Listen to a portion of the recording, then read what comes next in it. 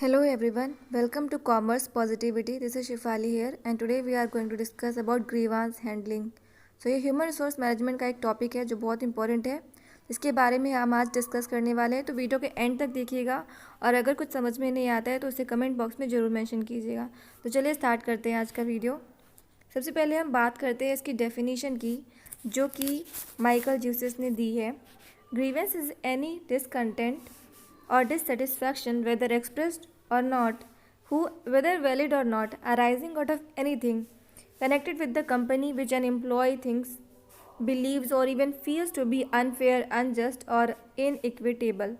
तो Michael Jesus के हिसाब से ग्रीवेंस क्या है? एक ऐसी डिससेटिस्फैक्शन वाली फीलिंग होती है जिसमें जो एम्प्लॉय होता है, जो कंपनी में काम कर रहा है, वो कंपनी का जो व्यवहार है या फिर कंपनी जिस तरीके की फैसिलिटीज़ प्रोवाइड कर रही है उससे सेटिस्फाई नहीं होता है, उनके काम करने के तरीके से सेटिस्फाई नहीं होता है। कभी कभी वो अपनी बात को एक्सप्रेस करता है, कभी कभी नहीं भी करता है, और जो उसकी सोच है उसके हिसाब से लगता है उसको कि जो कंपनी में उसके साथ जो व्यवहार किया जा रहा है या फिर जिस तरीके से उसका जो काम है उसको अप्रिशिएट नहीं किया जा रहा है, उसकी स्किल्स के अकॉर्डिंग उसे काम नहीं दिया जा रहा है, या जो भी वो सोचता है जिसे वो देखता है कि वो सही नहीं है, उसके हिसाब से वो अनफेयर है, अनजस्ट है, इनइक्विटेबल लगता है उसको।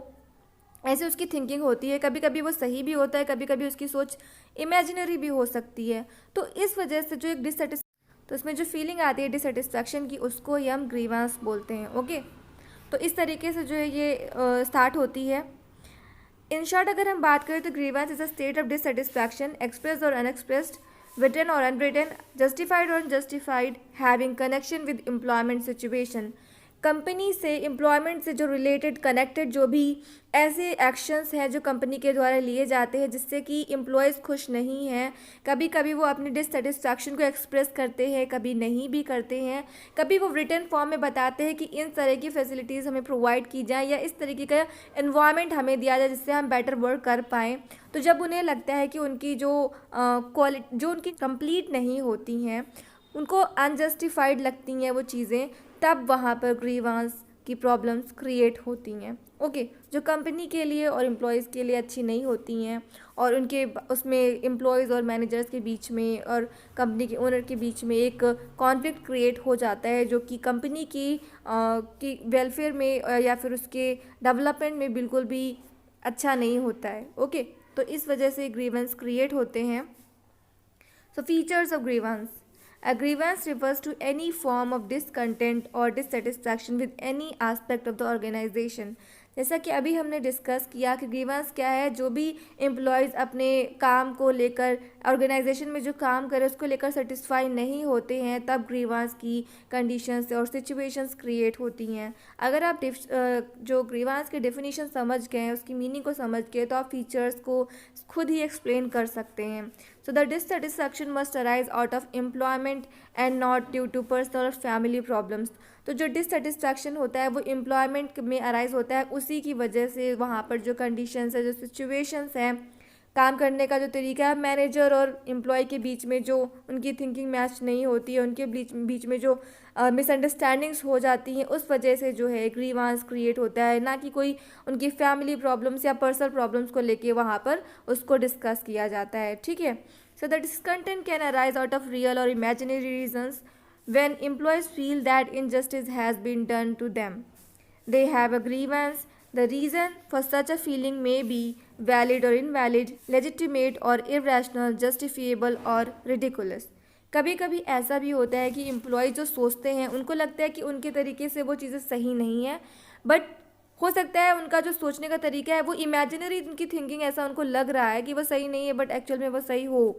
तो वहाँ पर जब एम्प्लॉयज़ जो हैं अपनी सोच के हिसाब से कुछ इमेजिनरी कंडीशंस क्रिएट कर लेते हैं, तब भी एक डिसकंटेंट जो है अराइज हो जाता है, जिससे ग्रीवांस स्टार्ट होता है। और कभी कभी जो है एम्प्लॉयज़ को लगता है कि जो वो फील करते हैं कि जो उनके साथ हो रहा है वो सही नहीं हो रहा है। अब क्या चीज़ें हो सकती हैं? जो मैनेजर है वो उनको उतना अप्रिशिएट नहीं कर रहा है, या उनकी स्किल्स के हिसाब से काम नहीं दे रहे, या फिर जो चीज़ में वो करने में बहुत ज़्यादा इंटरेस्टेड है वो काम उन्हें नहीं दिया जा रहा है। जैसे कि एक एम्प्लॉई है, उसको फाइनेंस का अच्छा नॉलेज है, बट उसको अगर किसी और डिपार्टमेंट में शिफ्ट कर दिया जाए, उसे काम दे दिया जाता है, तो वो उस चीज़ को लेकर खुश नहीं होता है, जो उसको वैलिड नहीं लगता है, और इस वजह से वो उसके बारे में बोलता भी है। तो जब मैनेजर्स और सबऑर्डिनेट के जो तरफ से कोई रिस्पॉन्स नहीं आता है, तब ग्रीवांस क्रिएट होता है। ओके, कभी कभी वो रीजंस जो होते हैं उनकी जस्टिफिएबल होते हैं, और कभी कभी उनके जो रीजंस होते हैं बहुत ही रिडिकुलस भी हो सकते हैं। Okay, the discontent may be voiced और unvoiced, but it must find expression in some form. However, discontent is not a grievance. Initially, the employee may complain orally in writing. If this is not looked into promptly, the employee feels a sense of lack of justice. The discontent grows and takes the shape of a grievance. तो जब employees को लगता है कि उनकी जो बातें हैं वो सुनी नहीं जा रही हैं ऑर्गेनाइजेशन की तरफ से, मैनेजर्स जो हैं उनकी बातों का रिस्पॉन्स नहीं कर रहे हैं, और उनको जो लगता है कि वो सही नहीं हो रहा उनके साथ, तब वो उस चीज़ को बोलते हैं। जब एक दो बार उनकी बातों को इग्नोर किया जाता है, उसकी वॉइस को दबाने की कोशिश की जाती है, तब ग्रीवांस क्रिएट होते हैं। ओके, सो यहाँ बहुत ज़रूरी है कि एम्प्लॉय और मैनेजर के बीच में एक अच्छा रिलेशनशिप हो, और मैनेजर एम्प्लॉयज़ की बातों को सुने, उन्हें समझे, और उस हिसाब से उन्हें जो है एनवायरनमेंट प्रोवाइड करे, तभी एक अच्छा रिलेशनशिप बनेगा, पॉजिटिव एनवायरनमेंट रहेगा। तो यहाँ पर इस वजह से जो है वो डिससेटिस्फैक्शन क्रिएट होता है, और उस वजह से ग्रीवांस स्टार्ट होता है। Broadly speaking, that a grievance is traceable to be perceived as known as non fulfilment of one's expectation from the organisation.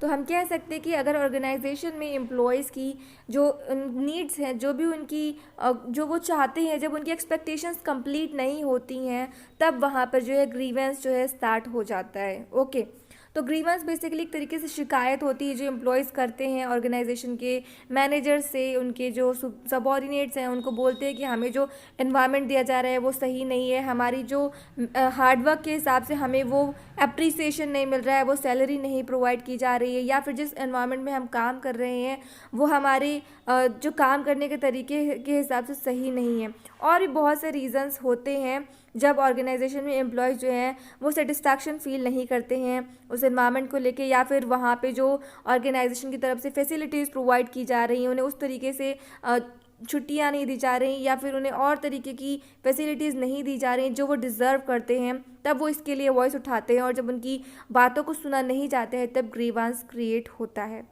Okay, so basically grievance का मीनिंग क्या था, उसकी डेफिनेशन क्या थी, उसके फीचर्स क्या थे, वो हमने आज की वीडियो में डिस्कस किए।